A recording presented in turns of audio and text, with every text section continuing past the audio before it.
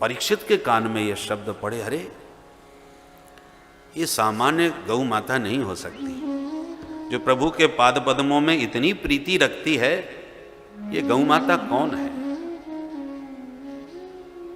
और ये दुष्ट कौन है जो इन पर प्रहार कर रहा है। गौ माता की इस पीड़ा को देख करके महाराज परीक्षित ने तुरंत म्यान से तलवार निकाली और दुष्ट को दंड देने के लिए दौड़ पड़े। मारो धीरम भद्रम ते खलानाम मई शास्त्री। गौ माता आप बिल्कुल मत रोइए, इन दुष्ट दुरात्माओं को दंड देने के लिए ये परीक्षित अभी जीवित है। विप्रधेनु सुर संत हित लीन मनुज अवतार। जिन प्रभु का अवतार ही गो ब्राह्मण हिताय हुआ है और उन प्रभु के अंतरहित होने का अभी कुछ समय भी नहीं बीता और ये दुरात्मा उस गौ उनकी प्यारी गौ माता पर प्रहार करने वाला ये पापी कौन है। जो तलवार निकाली वह दुष्ट तुरंत अपने मुकुट को उतार के चरणों में लेट गया। त्राहिमाम त्राहिमाम।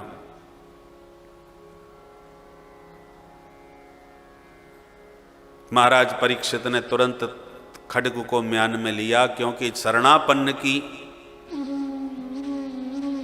जो शरणापन्न हो जाए उस पर क्षत्रिय प्रहार नहीं करते हैं। प्रपन्नम विरथम भीतम न रिपुम हंति धर्मवित्। देव ने कहा भगवान अपनी दुर्दशा का दोष हम किसे दें। धर्मशास्त्र कहते हैं कोई किसी को सुख दुख नहीं देता, सब अपने कर्मों का ही परिणाम। शंभो तवाराधनम।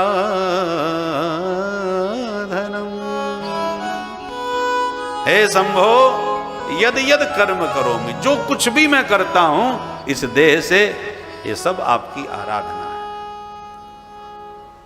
हद लगे ना फिटकरी रंग चोखई आवे, ना जाना ना आना ना कुछ कहा पवित्रो वा सर्वावस्थांगतोपि वा। किसी भी अवस्था में हो, यस्मरेत पुंडरीकाक्षम, जहां भगवान पुंडरीकाक्ष का अपने स्मरण किया, सबाह्याभ्यंतर शुचि। बाह्य और आभ्यंतर दोनों प्रकार से जीव तत्काल शुचि हो जाता है, पवित्र हो जाता है। इसलिए प्रत्येक शुभ कर्म में सबसे पहले यही मंत्र बोला जाता है। पहले भीतर बाहर से शुद्ध हो जाइए, फिर पवित्र होकर के बैठिए। बोलो राधे राधे।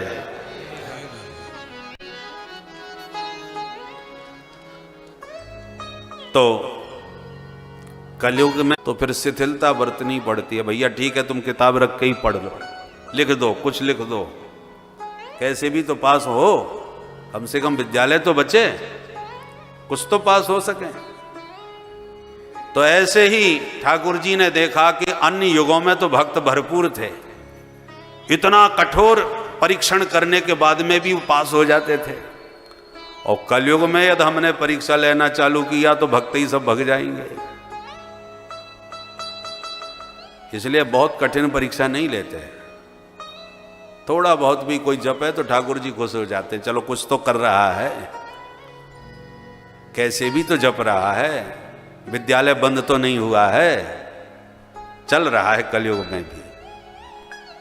इसलिए ठाकुर जी बहुत छूट दे देते हैं। आज तक कलयुग में इतनी कठोर परीक्षा किसके लिए? बहुत छूट है, खूब आरक्षण मिला है।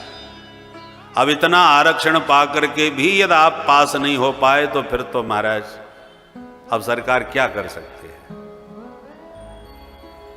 जो आरक्षण के बल पर ऊंचे पदों पर पहुंच जाते हैं, सरकार जानती है कि ये क्या काम कर रहे हैं और कितना काम कर रहे हैं, फिर भी जब नौकरी दे दी तो वेतन देना पड़ता है। केवल ड्यूटी समय पर देते रहें तो समय पर वेतन मिलता रहेगा।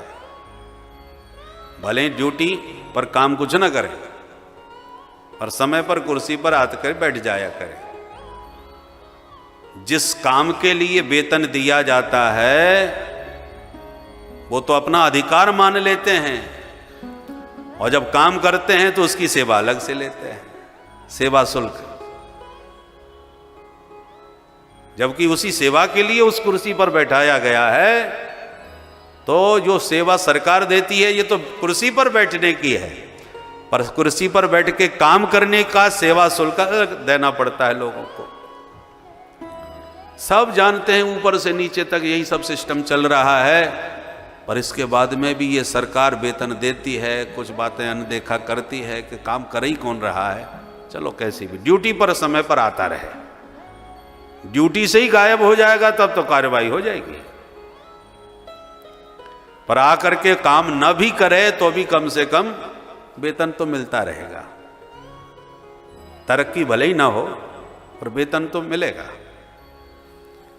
तो जब ये सरकार इतनी उदार है कि जानते हुए भी अनजान कर बन करके सब कुछ जिनको नौकरी मिली है उनको दे रही है वेतन, तो वो सरकार तो परम उदार है।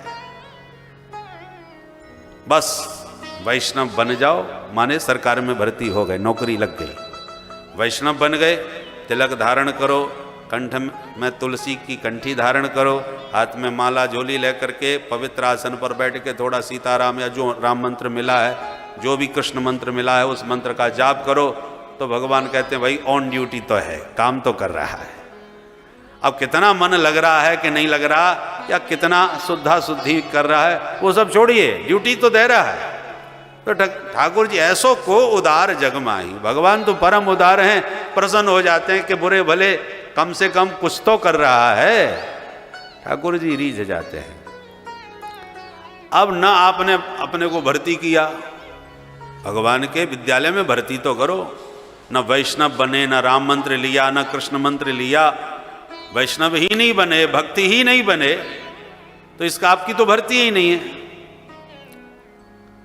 भाई लाख करोड़ों लोग हैं, सरकार सबकी जिम्मेवारी नहीं लेगी, पर जो सर्विस में है उनकी तो जिम्मेवारी सरकार के कंधे पर है।